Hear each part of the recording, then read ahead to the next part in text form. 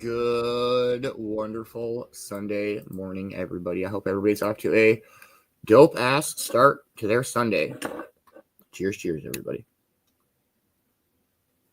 Yeah.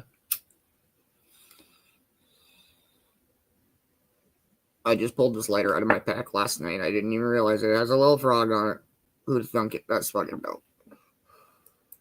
Good morning, Boxman. How are you, brother? I hope you were having a wonderful Sunday morning. Good morning, Crystal. How are you, dear? I hope you were having a wonderful start to your Sunday. Good morning, Jenny. How are you? I hope you are having a wonderful Sunday morning. Good morning, CJ. How are you? I hope you are having a wonderful morning. Good morning, Kay. How are you, dear? I hope you are having a wonderful Sunday morning. Good morning, Mama Roo. How are you? I hope you are having a wonderful morning. I'm glad that you had a good time at the event. That's fucking dope. Good morning, Mindy. How are you, dear? I hope you are having a wonderful Sunday morning. I hope everybody's off to a dope-ass start to a chillin' Sunday morning. Cheers, cheers.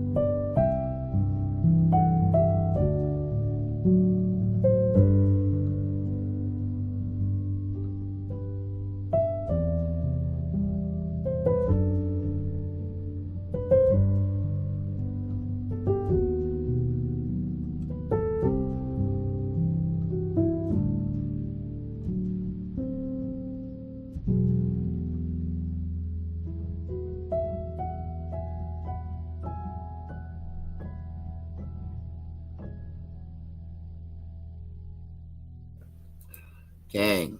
Such ridiculous music this morning. Whew. I hope everybody's having a dope Sunday morning. How's everybody's morning been? What does everybody know this morning? Does anybody have anything cool or fun going on today? We got your nanigans this morning. I will be at work, though, so don't miss out on it. Oh, shit. Good morning, Chance. How are you, brother? Hope you're having a dope-ass Sunday morning, man. Pop Gunflower. Very nice. I hear that, Kay. I got like 2 bowls left of some bud that my brother gave me and a little bit of a vape that he gave me, and been scraping miscellaneousness. So bankruptcy is a very real thing, but it happens, and it'll be okay. It's definitely not the end of the world. Your nanigans this morning, don't miss out. Surf Sunday sit down this afternoon. Definitely don't miss out. And to your way tonight. It's always a dope day on Sundays. Dang, Mama Roo, up late last night partying it up. Great adventure night last night. So our travelers were time traveling cryptid investigators. That was our who. They were looking for a mythical weed plant in Cuba in the year 2199. And if they did, they got a special box of tacos. They didn't end up getting the tacos. They they had 1 reroll left. It was the last decision of the game. They had 1 reroll left. They rolled a 9, and they used their last reroll to roll a 4. And they did survive the story, but they did not complete the quest. Hey, what up, Jenny? Yes, we do stream on the Cove page, Sir Alot's page, the Cove YouTube and Sir Alot's YouTube. I highly recommend that you subscribe if you are not to the Cove and the Sir Alot YouTube, mainly because when they cut us for music, you can see, like, it doesn't on the YouTube side. So normally you can see the oh shit moments. It's pretty good. Yeah, it was crazy. So I didn't mean to bury all the comments. It was a crazy good story last night, though. It was fun. It was a lot of fun. I love how the story adventure night turned out. It's great. We had Ammo Dabs Up. We had Mama D. We had Bongzilla and the one and only Silos. And it was a great story. It was a lot of fun. It's just cool looking at all the seeing what they come up with for creativity. If you missed it, definitely go back and watch it. And it's a lot of fun. Other than that, though, it's gonna be a pretty dope day. Chilling. Out of work, but still, like, it's fine. I don't know. Work and then work on a few things this afternoon. Morgan's sleeping. She was up and running around like a crazy person outside for a little bit this morning, and she came in and ran around a little bit more like a crazy person, and now she's laying down. And I actually think that she is like sleeping, because normally she knows when I'm talking about her. Oh, she opened her eyes, but she didn't move her head.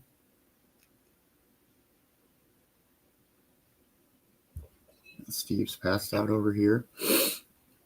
Hey, good morning, Deb. How are you? I hope you are having a wonderful Sunday morning. And yes, Jenny, we have a morning show every morning, 8 a.m. Eastern time, every morning. Good morning, brother Gary. How are you? I hope you are having a wonderful Sunday morning. We are 2 minutes from 420. We will smoke for 420. We got some This Day in History coming up. We'll morning speaker it up here after a bit. And I do got to work today, so I don't know how long the show will be. I don't like to rush from the show to trying to get ready to work. And, it's terrible. And so I'm just gonna kind of hang out and get high. I'm gonna pack my last bowl of flour here. burn with y'all on 420. But I still got a little bit of vapage left, and I'll burn resi. I don't give a fuck. 1 minute out. High as fuck already this morning. That's okay. Coffee's delicious. I couldn't not coffee in the morning. It's weird.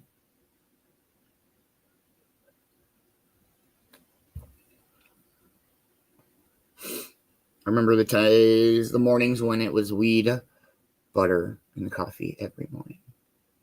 Hey, good morning, Mom. How are you? I hope you're having a wonderful morning. Good morning, Ash. How are you? I hope you are having a wonderful morning. We are pretty much almost at 420. We'll smoke for 420 and dive on into the morning. I don't know. Nothing too crazy. Planned. Ugh. That's weird. Cheers, everybody.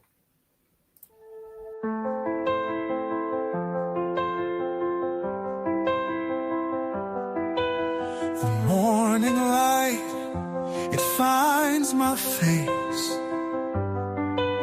A quiet moment, a sacred space.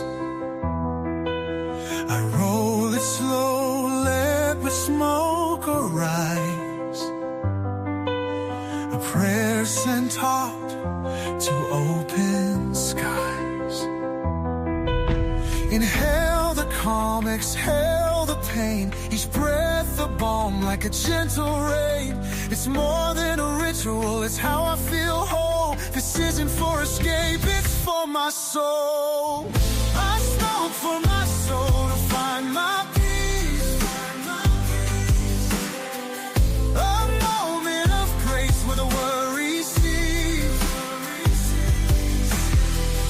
Each breath I take brings a healing light.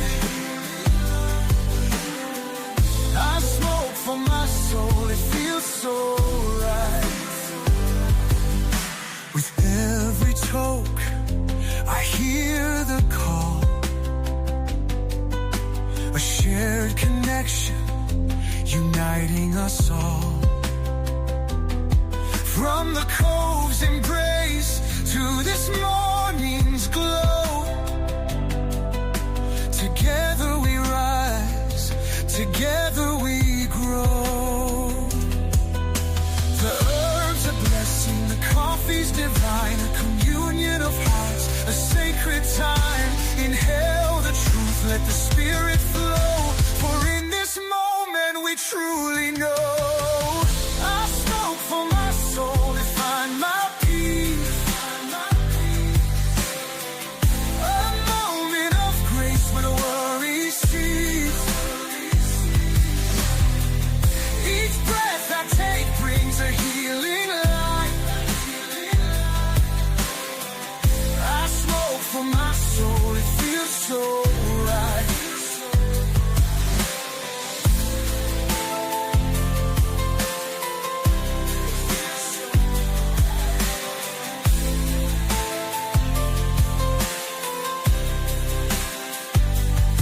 The sacred herb, this ancient gift, brings my heart a needed lift. In the smoke, my prayers ascend, a healing power that will never end. I smoke for my soul to find my peace. A moment of grace where the worry cease. Each breath I take brings a healing light. I smoke for my soul, it feels so right.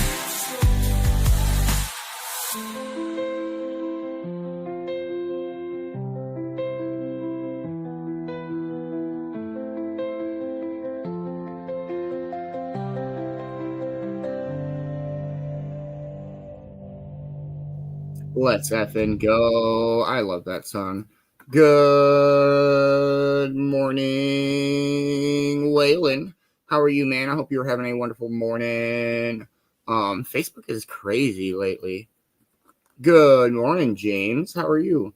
Hope you are having a wonderful morning. Does anybody got anything cool planned for the day? Work, and then, well, just one work, but, afternoon show, hanging out. Great dodgeball yesterday, except for the fucking Blazers lost. Even like, see, I know Vicki B is on Rumble, but I don't know much about it. I should look into some of that. Yeah, I don't know. I've always said that YouTube is better to watch the shows, but Facebook is better to interact. And like, I hate that in YouTube you can't tag people or have like follower or whatever. It's so silly. Like, I enjoy the fact on Facebook that like you can tag somebody and like 4 times out of 10 they'll get the notification and they'll be able to the show. It's a son of a bitch trying to get people over to the YouTube to watch it. For real, the Cove wouldn't be what it is if we couldn't stream on Facebook. Like, if it was just a YouTube deal, oh my goodness, we'd still be struggling. It's a pain in the ass trying to get people to the show. You can't tag or highlight or share and shit. It's weird. But when it comes to like the watching experience, YouTube's where it's at. Throw it up on the TV, jump over on the Facebook side. If it works and lets you comment, it's so dumb, Mom. We're gonna throw a fuck you Facebook out. That's for my mom and for Waylon. Fuck you, Facebook. YouTube doesn't like me. They've been getting more strict, I've noticed, with copyright music type stuff. But the Cove page isn't monetized, so like it doesn't. You can't even monetize. You have to have so much shit to monetize. Oh shit. Dope. I appreciate that, Waylon. Okay. Dang, the more you know. Hell yeah. Yeah, no, it's been a pretty good morning so far. I'm pretty ripped. We got some This Day in History. Let me see what else we got for tunes here. I hope everybody's enjoying the Chillin Sunday Morning music. I love the piano on a Sunday morning. Just a nice chill, I don't know, calming. Good way to start the day. But we'll dive into some This Day in History. Cheers.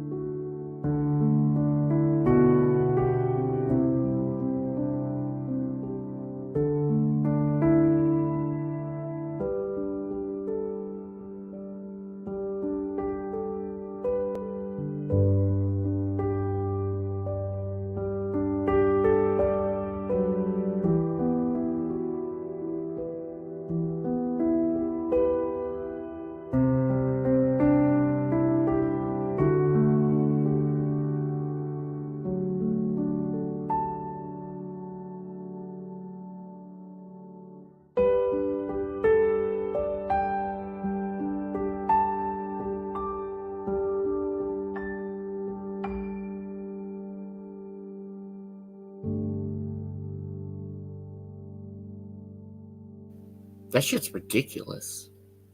Like, that's such a good song. I haven't heard many of these. I'm just pulling out of a folder of piano music. Good morning, Brittany. How are you? I hope you are having a wonderful morning. Good afternoon, Brian. Hope you have a wonderful day, man. Be safe, and I hope all goes well for you. You're going to have a dope time. It's going to be amazing. All right, everybody. It is time for some Vicki B. If you didn't know the B stands for you better be following. No, it doesn't, but it could. Okay, here we go. I almost pulled myself off stage again. Mindy, you were the only one that laughed at that the other day. I thought that was funny. I think that was what you was laughing at, but let's not do that this time. All right, Vicki, save me.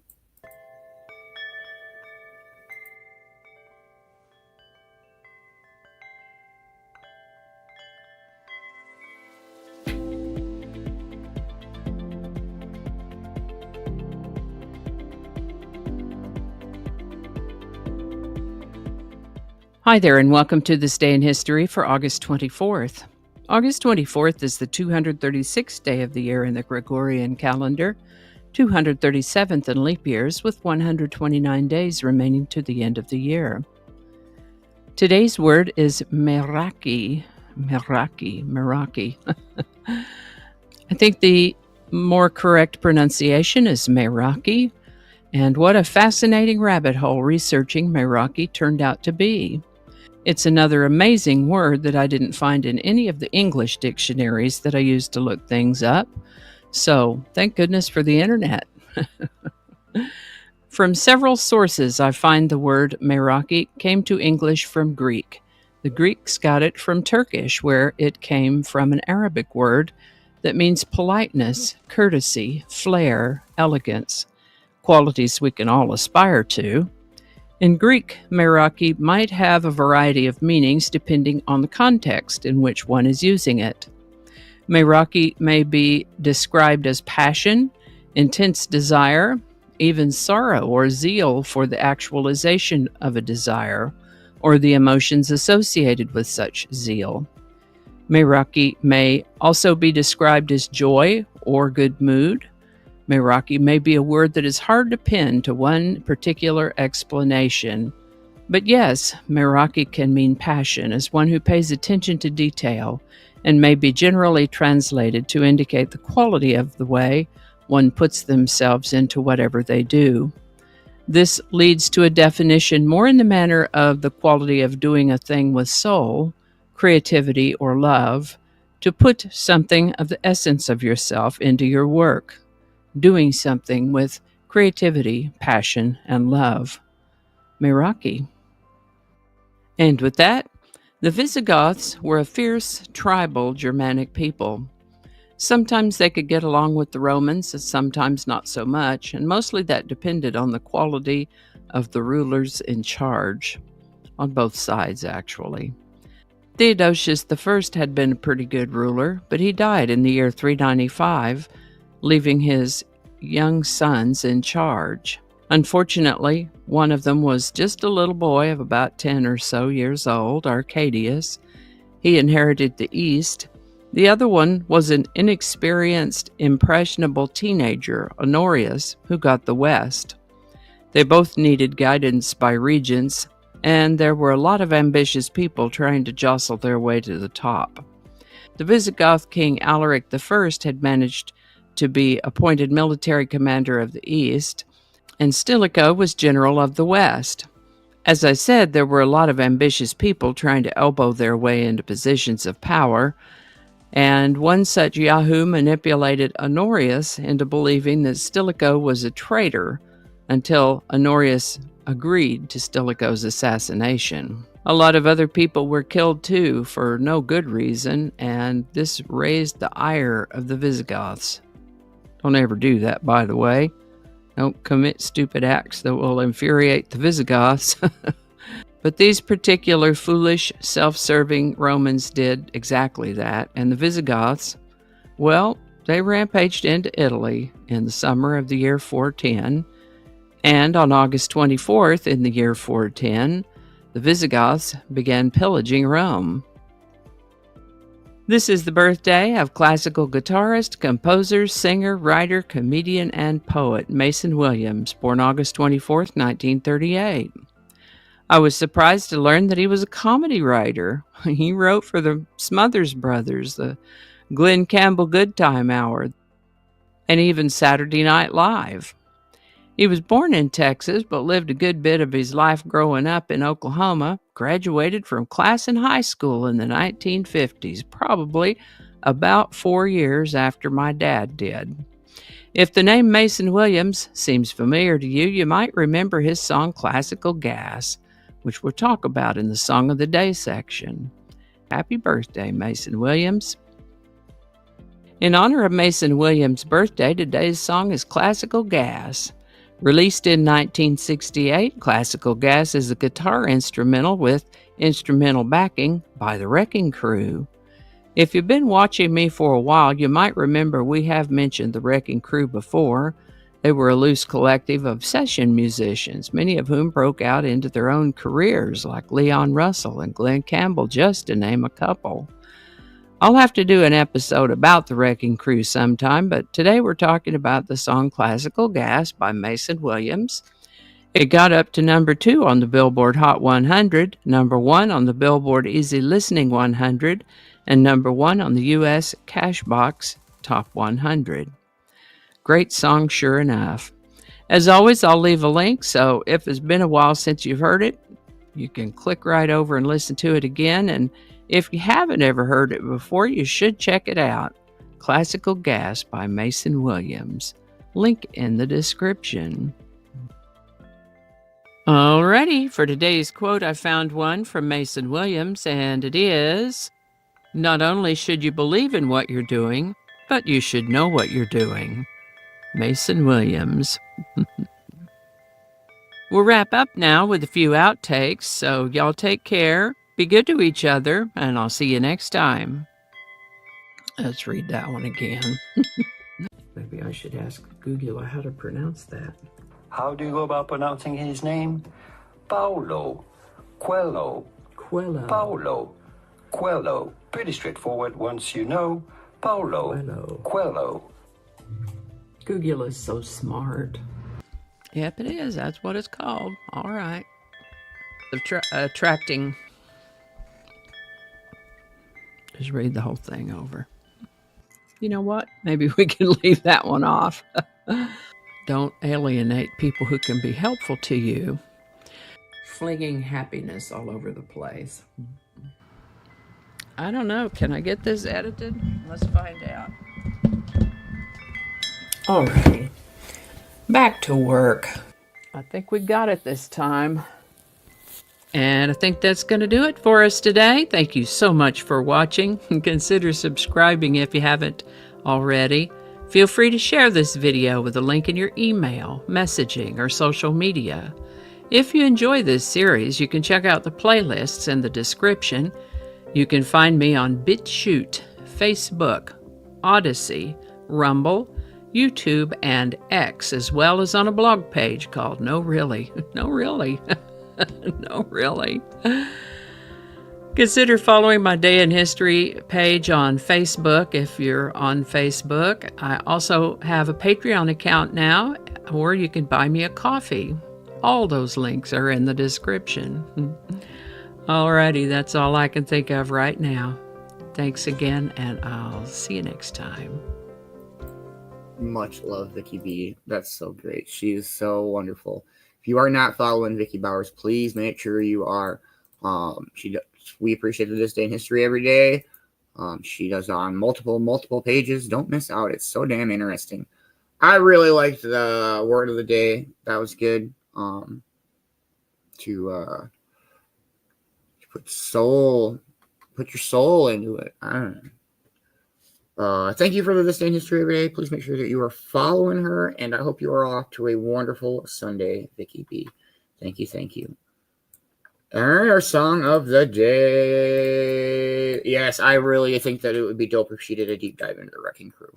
Such great names come out of that shit. Like Mason Williams. Cheers, everybody.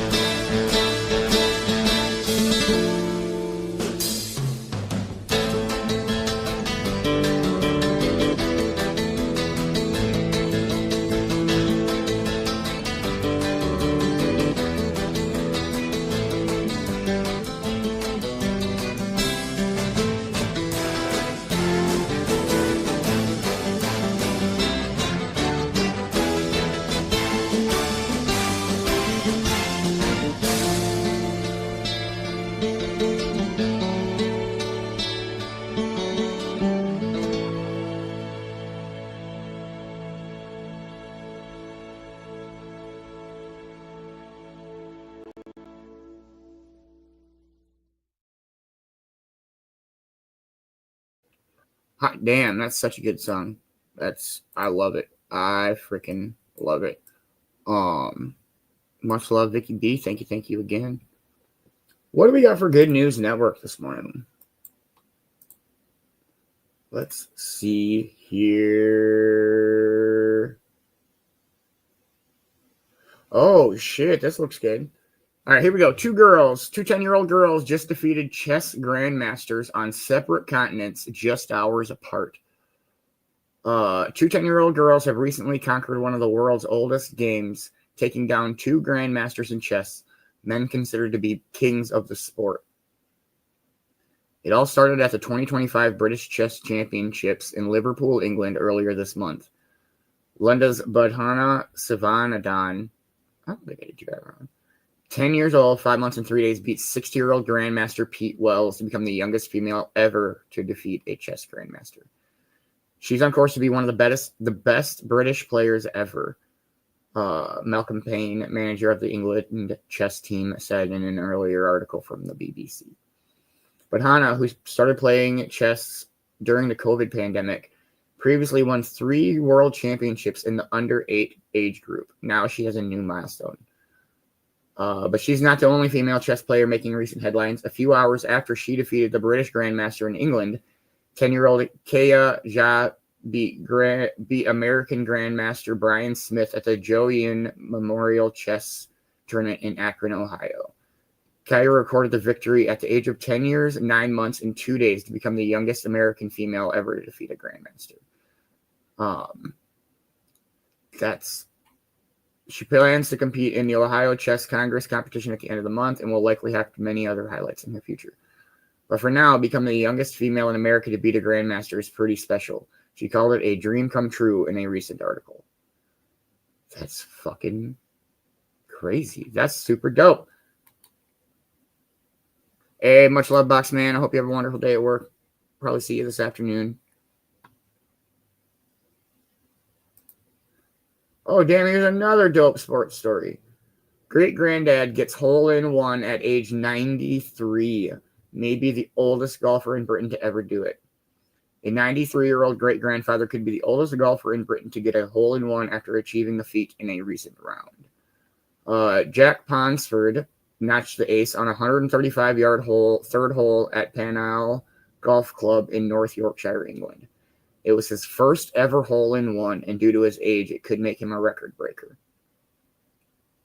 It is thought Derek Jackson previously held the title for Britain's oldest golfer to get an ace, which he achieved at age 92. Mr. Ponsford watched his ball roll in for a one alongside regular playing partner George Bruce, 97. That's crazy. That's dope, though. That's a cool story. I enjoyed that one. What else we got? That might be it for the day.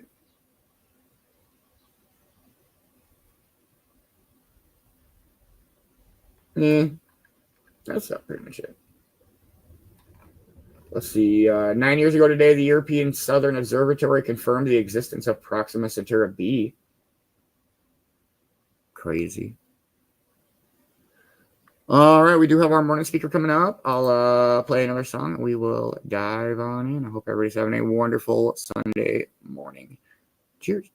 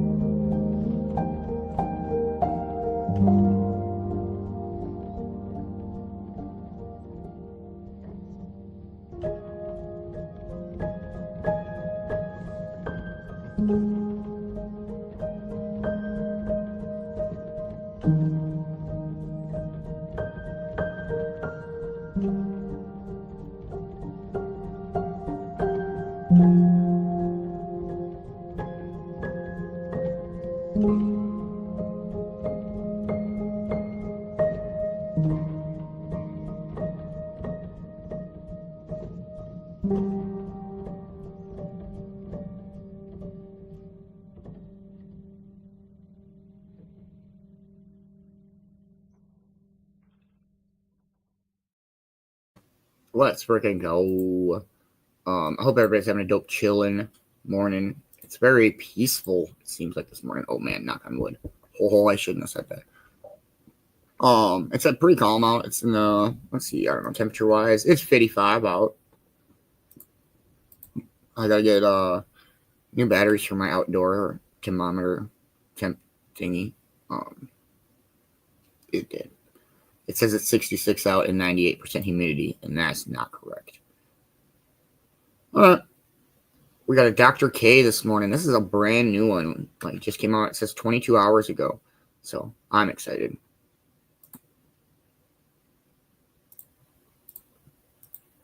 All right. Here we go, everybody.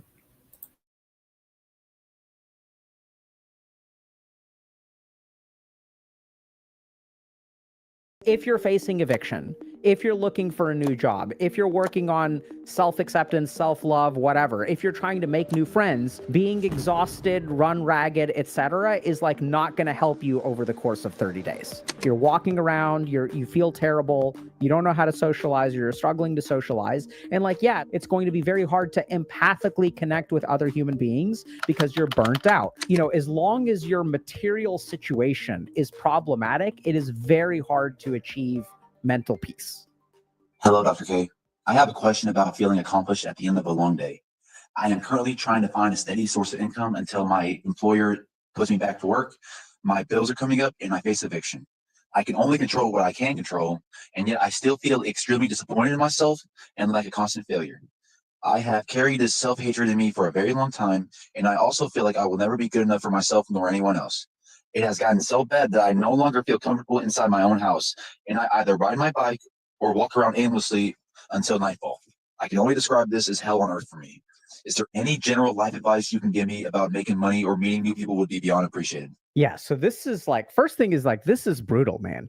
So, you know, this person is describing living in what they describe as hell on earth. And, you know, I think there's so many things going on here. I think it's a great voicemail because it highlights like how many dimensions are involved when our life becomes, as he puts it, hell on earth, right? So the first thing is, I think this is like something that we, generally speaking, grossly underestimate in the field of psychiatry, just how bad how someone's mental state is influenced by their circumstances. So generally speaking, I'm a pretty lucky guy. I've had things go my way most of the time, but I have had some rough patches in life. And one of the things that I still remember, I was when I was about to start medical school, I had talked to some people who were like also starting in the class, and they'd sort of found a place, and I had sort of found roommates, like 2 other first year medical students, and sort of like, you know, they felt really confident and they sent pictures and things like that. And I was like, you know, I'm glad you guys found a place. I don't want to sign a lease until like I've seen the place. So I went to go see the place, and I noticed that there was something really weird, which is that there's like there were 3 bedrooms, and one of them was tiny and the other 2 were like pretty big. And so I was like kind of confused about the rent split and things like that. So like things just sort of didn't work out. We weren't able to come to an equitable solution. And I'm starting med school in like 3 days, and then suddenly I don't have a place to live. And I remember like not being able to eat, also wandering around. Like anytime I would eat food, I would feel incredibly nauseous. Here I am, like this is my shot. Like I finally made it in med school. I'm like working really hard, and like I don't have a place to live. And the thing that I really learned there was just physiologically, like all of the yogic training and all that stuff kind of went out the window when your physiology is running ragged. So my cortisol level was through the roof. I was unable to eat. I was unable to sleep. I was like incredibly restless. And so the first thing that I kind of noticed is this person said, I'm looking for some way to make money while my job is like, has me on hold or something. And if y'all are struggling in life, if you feel really bad about yourself, the first thing that we have to understand is that if you are in a chronically high stress state, right, where like your job has you on hold, you're being threatened with eviction, and you're scrambling to like make money, that in and of itself is going to be a gigantic stressor. And one of the things that I think we've got to be really careful about is in assuming that if this is the situation that we're in, if this is what our life actually looks like, if we have very real material threats that our mental space is going to be very difficult to fix while these threats exist. And that's just because of the effect of those threats on our brain and our body. Motivation comes and goes, but sometimes it isn't about pushing harder. It's about finding the right support. That's why we developed HG Coaching. Coaches will help you turn thoughts into actions, actions into habits, and habits into a different life than the one you're living right now. People who go through our coaching program experience, on average, a 58% improvement in the sense of direction and purpose in life, and also experience reductions in feelings of stress and anxiety. Real change doesn't happen overnight, and it rarely happens alone. So if y'all are interested in getting unstuck and moving forward, check out the link in the description below and give HG Coaching a shot. So when we have a high level of cortisol in our system, when we have sympathetic nervous system activity, it does the following things. The first thing that it does is activates our reticular activating formation. This is a little part of our brain right in the brain stem. This part of our brain governs wakefulness. So this is the part of our brain when it turns on, it wakes us up, right? So when you're asleep and then when you wake up, like, something in your brain is telling you like, hey, it's time to wake up. So cortisol hyperactivates the reticular activating formation, which means that sleeping is difficult. So sleeping is difficult. The second thing that it's going to be doing is messing with your blood sugar. It's going to be causing you to release a bunch of like glucose into your bloodstream in preparation for kind of this fight or flight response, which can also explain why like we walk around so much, because we feel incredibly restless. And the problem with these stress states is that they're designed to help us sacrifice long-term health for immediate survival, right? So why does our brain keep us from sleeping? It's because when these systems evolved, we were trying to avoid tigers in the jungle or being eaten by lions or hyenas or whatever, right? So what the body sort of says is that it's really important for you to not sleep over the next 24 hours or sleep very lightly. Don't get restful sleep so that we don't get eaten in our sleep. The problem is the problems we deal with in today's world are long-term. They're chronic, right? So if you're facing eviction means that the threat persists for like 30 days. And then we run into a really interesting problem, which is that since we're facing this threat for 30 days, our body gets run ragged. And as our body gets run ragged, our capacity to deal with our problems becomes impaired. Because if you're facing eviction, if you're looking for a new job, if you're working on self-acceptance, self-love, whatever, if you're trying to make new friends, being exhausted, run ragged, etc., is like not going to help you over the course of 30 days. So this is where like the first thing that I got to say is that, as long as your material situation is problematic, it is very hard to achieve mental peace, mental healing, mental growth, however you want to put it. And this is where, you're kind of saying, okay, like my job has me on hold. Like this kind of stuff really scares me. So on the one hand, I have no idea what your situation is. I have no idea what your opportunities are. But I think a lot of young people get trapped in a work situation in which they feel like they can't get out of, and they're at the mercy of their job. And so the first thing that I would consider is like, you're looking for some way to make ends meet until your job kicks in. But I would also start looking for another job, right? So as long as like material stuff, if you don't have a roof over your head, mental health is very hard to achieve. And there's a really great study that sort of talks about this. There was a program in New York called Housing First. And what used to happen is that if you had some form of addiction, you had to be sober in order to get public housing, right? So if you wanted like the state to give you a place to live, like you have to pass drug tests. The problem is that without having a place to live, it's really hard to get sober. Without having a place to live, when you apply for a job and there's this really simple part of the application, name, address. When you don't have an address for correspondence, it's really hard to get a job. When you're sleeping on the streets, it's really hard to resist some degree of comfort through substance use, right? So this was kind of like this really interesting, like kind of perspective, which is you have to be sober first. And if you can become sober, if you deserve it, then we'll give you housing. But what Housing First essentially found is that it works the other way around. If you give people housing first, even if they're using, their ability to engage in mental health care, their ability to get a job, their ability to like not be on the fucking street so they have a roof over their head helps them with substance use. And what we know is that substance use is very, very context dependent. So this is really challenging. And the first thing that I would say is, we have a lot of resources through the Healthy Gamer community around career-related stuff. We've got an awesome career coaching program, which is probably the most stable, consistent, and successfully growing part of the services we offer at HG. Started pretty small, maybe about 50 spots, and it's gradually grown. People find immense value out of it. That may not be something that's accessible to you right now if you're between jobs and facing eviction, but that's why we also have a lot of free resources, videos, things like that about getting a job, etc. But I think don't mistake fixing the external things in your life. That has to be done. Otherwise, your brain is just going to be running ragged. So that's sort of one piece, okay? And in terms of concrete advice, there simple things are, first of all, polish up your resume. Do some research on how to polish up a resume. Second thing is, I think networking is really undervalued. So we're reaching the state in the world right now where applying for a job is a total mess, right? So you have these companies that they sort of did it first where they started using AI. So they started using AI and they started using these mega websites like Indeed and Monster.com or whatever. Right. So you had all these employers that are filtering thousands of applications. And now employers are really upset because the people who are applying for jobs are also using AI.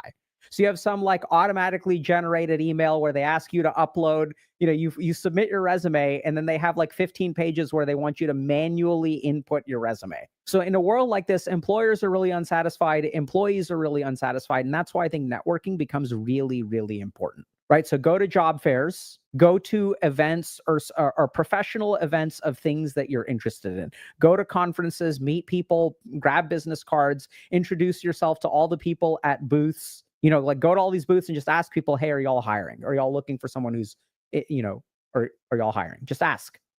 Meet people, go to these networking events and introduce yourself and things like that. Right. And I think people are starved for real human beings in a world of AI. So I'd say that, polish up your resume, start meeting people. You'll be amazed at how many job opportunities arise. Everyone's I'm applying for 1,000 jobs a day because that's how it's done nowadays. And meeting an actual human being who's a decent human being who seems motivated, capable, showed up, right, which is what 50% of a job is, will be a huge leg up over all of these faceless 1,000 AI generated applicants who are drafting emails and asking ChatGPT to build them a resume. And it's becoming more and more and more generic. Okay. Now we get to the psychological stuff. And this I think is really interesting. So the first is I'm a huge fan of aimless wandering. And I have had literally years of my life where I used to do that. So when I was in Boston, first moved there, didn't really have a job, didn't really have a way to pay my bills and things like that. I used to walk a lot, hours and hours and hours. I think it's a really great way to process emotions. I used to also walk to the grocery store, carrying, pounds and pounds and pounds of groceries. And it would be a 45-minute trip each way. And I think that really helped me. So I think that when I hear someone is wandering around, right, you want to be safe. But I think generally speaking, that's a form of emotional processing. It's a form of getting rid of all of that excess glucose that your body is dumping into your bloodstream because your cortisol levels are really high. It can actually be really good. So I think that's something that you're doing that sounds really good. For those of y'all that feel stuck, I think walking is a great option. Now, the last thing that we have to really talk about is you say that you have to walk and you're wandering around because you hate being at home. And this is where I think there's a really important bit of work. So, and that's what is it that you experience when you're at home? What is it that you're actually literally walking away from, running away from, biking away from? Because oftentimes when you wander, and I know that's how it was for me, I had to just get out. I could not be here. And for me, it was this flood of negativity that would just dominate my mind. And I would think about it and think about it and think about it, and nothing would ever get better. So I just had to get the hell out. I had to escape these four walls. And I'm not saying that you should go home and sit in that mess, but I think a great place to start is when you're running away from your four walls. In the middle of your walk, sit down somewhere and let some of those thoughts come. Let some of that stuff come. Right. So usually when you're in these four walls, you get bombarded with too many thoughts at the same time. And when you get bombarded, you can't really deal with them. But when you walk, something really cool happens. You start to get exhausted. So as you start to walk a lot, your blood sugar starts to drop, right? Because you're using your muscles, biking, whatever. You start to breathe more heavily. right? So your respiratory pattern changes. You start to take more deep breaths. Your rate of exhalation may increase. You start to physically exhaust yourself. That's why we walk. Because when we're physically exhausted, we become mentally calm, right? So then if you sit down, you'll notice that there is a dullness to your mind. But that dullness is amazing. Rather than having hyperactive thoughts that are like looping, now that you're exhausted, now that you've walked, your parasympathetic nervous system kicks in. You're running out of blood glucose, right? So then you're starting to calm down, sit on a park bench somewhere, and let whatever thoughts come, let them come. And just try to pick one or two things to work on, right? You may notice that something floats to the surface because while you're walking, your brain is doing a ton of processing. And this is where whatever floats to the surface, there's one really critical mistake that a lot of people make, which is that when problems arise in their mind, they view them abstractly, okay? So this is a great paper on rumination. And if you look at people who get stuck in their own heads, right? This is rumination. They use an abstract processing style for their thoughts. And this is a huge problem. So if you're someone who ruminates, who gets one problem stuck in your head and you can't solve it no matter, you have a bunch of useless thinking about it. You can't stop thinking about it. You're thinking, but it never gets better. One of the reasons it never gets better is because the way that you view things is abstract. Okay. There is now extensive evidence that there are different processing styles during rumination, each with distinct helpful versus unhelpful consequences. The processing style characteristic of the phenomenology of depressive rumination, especially the most pathological brooding style, is abstract and analytical. I want y'all to understand what this means. If you are abstract and analytical, it will cause problems for your mental health. Okay. This processing involves general, superordinate, decontextualized mental representations that convey the essential meaning, causes, and implications of goals and events, the why aspects of an action. In contrast, there is a more adaptive processing style, which is more concrete, that involves a focus on the direct, specific, and contextualized experience of an event. This processing mode addresses the details of goals, events, and actions that denote the feasibility mechanics and the means of how to do an action. Now, I know that that's a lot of different information, so let's explain what that means. Some of us are abstract thinkers. And what we know is if you study people who ruminate, who think over and over and over again, what we find is the ones who think abstractly when they ruminate run into all kinds of problems. These are people who generalize things way too much. They also decontextualize things. So they form meta-level conclusions, usually about themselves, that are independent of context. I'm a loser. All women are bitches. Right? Now that I've never dated anyone, I'm never going to be able to date anyone. These are general, superordinate, abstract meta constructs. I'm screwed. I'm a loser. They're not contextual. It's not that I lost in this situation because of these 3 or 4 different things, and then I lost in this other situation because of these 3 or 4 different things, or like they remove all context. They remove all concrete information. And they focus on why, right? Why is the world this way? Why am I alone? Why? And they think in big picture, oh yeah, like there's like all of the elites are now ruining everything in the world and I'm not an elite and there's the elites and I'm a pleb, and like they think in these ways. And it's not that that stuff isn't true. Let me be very clear about this. This is not about whether that is true or not true. It is about whether it is useful or not useful. And there's research on this, right? The research on rumination shows that people who brood and think in an overly abstract way, this is not actionable. If I'm a loser and the elites have all the power, what do I do when I wake up on a Wednesday morning? What action do I take? And what's way more useful is a concrete processing. A concrete way of thinking. What is the context that put me here? What are the individual circumstances that are contributing to this situation? Because the cool thing is if you think about the context of a particular failure or problem, if you change that context, the outcome of the problem can change, right? If the reason that I failed this class is because my bipolar disorder was way too active, That doesn't mean that I'm going to fail forever. That means that if I adjust this bipolar variable, right, if I get appropriate treatment for bipolar disorder, then I can pass. So the moment that you add context to your situation, I'm a loser, that's not something that you can fix, right? That's like, what do you do about that? I don't know. So be very concrete. Focus on how. And this is what people with rumination, people who ruminate, who get stuck in their own head, this is what people really struggle with. They have a lot of difficulty thinking in this way. And this is really important to understand. It doesn't mean that you can't think in this way. It just means that it's difficult. So oftentimes what these people will also do is, if I ask you, what is the context that is creating the situation, they say, I can't think of anything. And then they conclude that means that there is nothing. Huge mistake.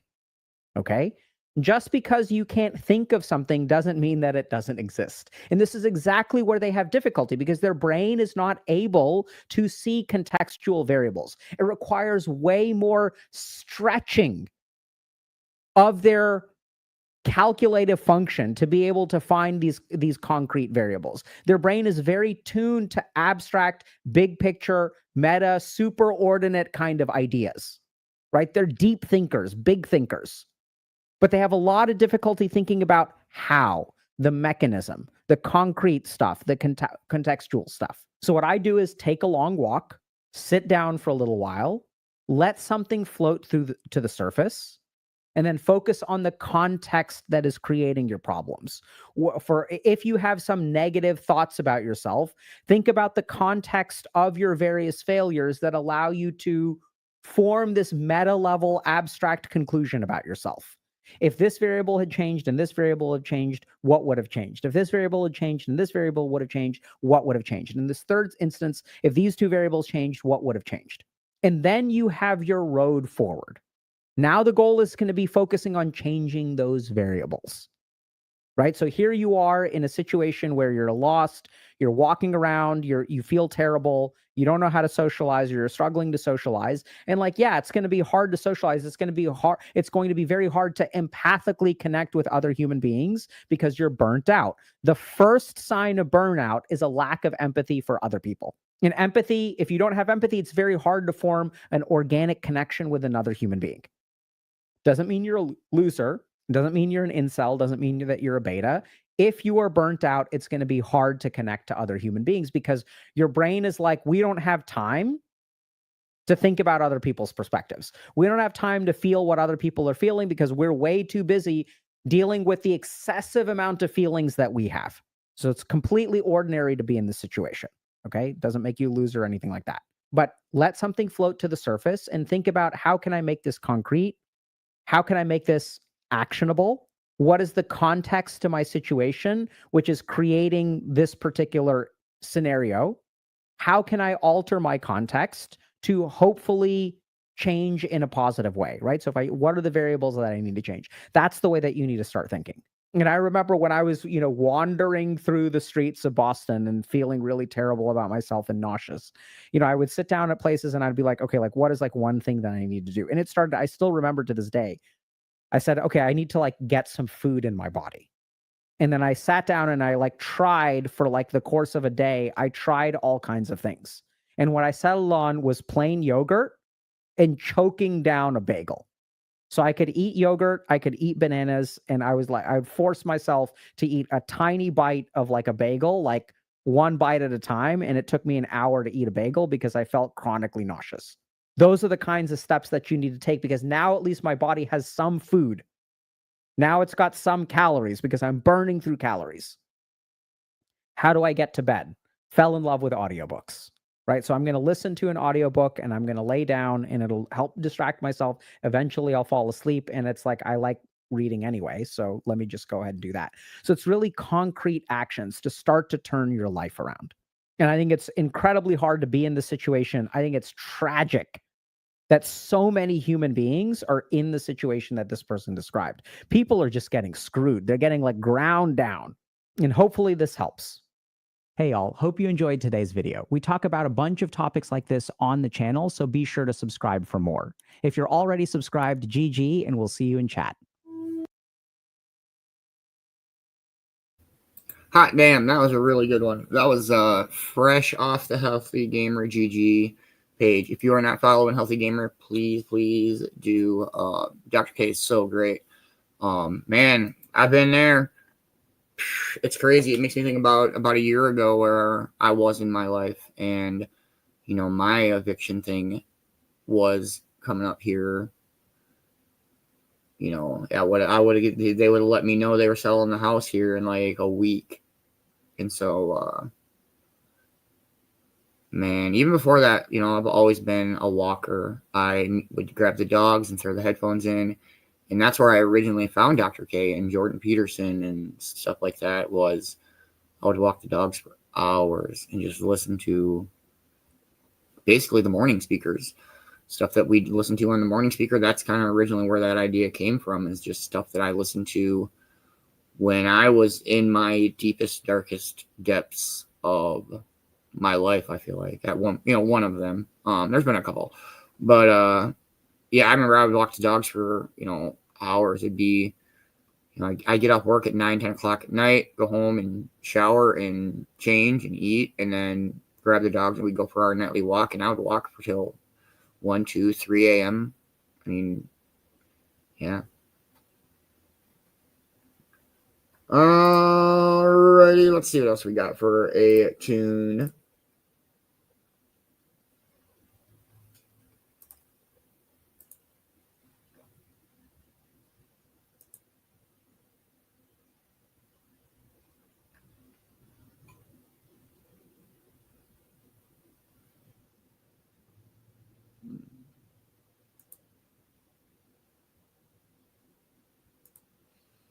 Probably play one more and call it a morning show. Smoke for 420 and hang out, get ready for work it up. Don't miss the shenanigans. Yeah. Member. Yeah, I can do that, Kay. That can work. I'm glad you said something I wasn't gonna. Good morning, brother Man Bear. Hope you were having a dope day, man. Hope you have a good day at work. Hope to see you this afternoon on the sit down show. I'll be there. Yeah, I mean, if anybody ever wants me to play a Cove song, you can just ask me. I mean, I can't just sit and take requests, but I mean, like,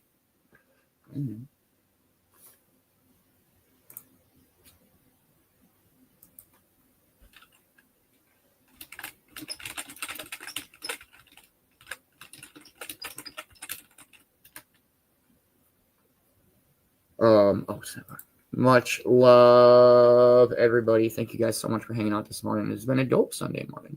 Hope everybody's enjoyed the chillin' ass music. Great this day in history. Great morning speaker this morning. Great sunrise this morning. There's a boat.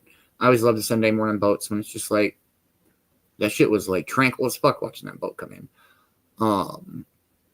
Please make sure that you're following everybody on the Cove team. Make sure you're following Sir Alot. I hope to see everybody at the sit down this afternoon. It's always a great time. What great way to get baked. Hey, what up, Silos? How are you, man? Hope you're having a wonderful Rule 5 horrific morning.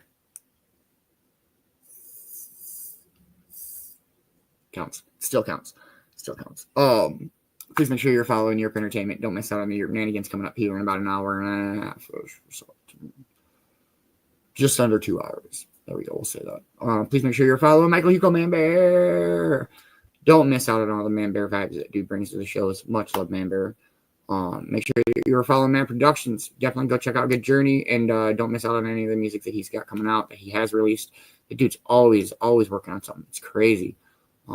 Make sure you're following Kelsey Daps, Dabber Chick. I think her wedding was last night. I hope she had a good time and had a safe night. Don't miss out on the Dabber Chick show. And make sure you're following Cornbread. Don't miss out on all the vibes that she brings to the shows. Thank you to everybody that helps support Cove-TV. I'll make this possible. Cove-TV is literally brought to you by viewers like yourself. Thank you to everybody that tuned into the adventure night last night. Such a great story. So much fun. Man, some of those roles.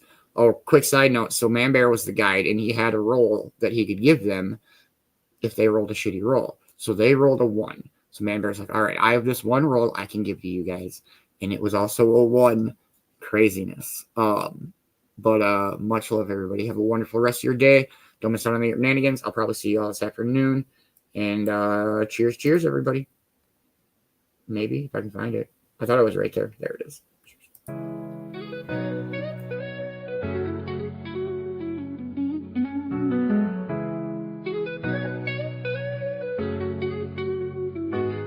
On a Sunday morning, the sky's so clear, the cove awakens, peace draws near. The herbs inhale, the day begins. Inhale the good, exhale your sins. The sunlight kisses every leaf. A gentle toke brings calm relief. Through every puff, the soul set free.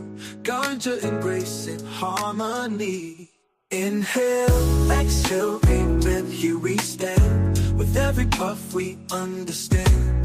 The cove is calling, let peace begin. Inhale, exhale, amen, and breathe it in. Inhale, exhale, let joy unfold. Stories shared, connections bold. Lift each other, find strength again. Inhale, exhale, amen. The morning glow, soft waves roll by. In every breath we reach the sky. Sunday's a blessing, a gift to embrace. We slow things down, move at love's pace. Goals are passed with care, with trust. In the cove we do what we must. The herb unites, this laughter flows. Through sacred clouds the spirit grows. Inhale, exhale, amen, here we stand. With every puff we understand. The cove is calling, let peace begin. Inhale, exhale, amen, and breathe it in. Inhale, exhale, let joy unfold. Stories shared, connections bold. Lift each other, find strength again. Inhale, exhale, amen. Inhale, exhale. Inhale, exhale, amen, here we stand. The Sunday morning wrapped in gold. With every toke, new stories told. The herb brings peace to hearts in need. A soulful moment, love's gentle creed. In the cove with ganja in hand. Together we rise, together we stand. No rush, no fear, just space to be. Inhale, exhale, serenity. Inhale, exhale, amen, here we stand. With every puff we understand. The cove is calling, let peace begin. Inhale, exhale, amen, and breathe it in. Inhale, exhale, let joy unfold. Stories shared, connections bold. Lift each other, find strength again. Inhale, exhale, amen. Inhale, exhale, inhale, exhale. Inhale, exhale, amen, here we stand.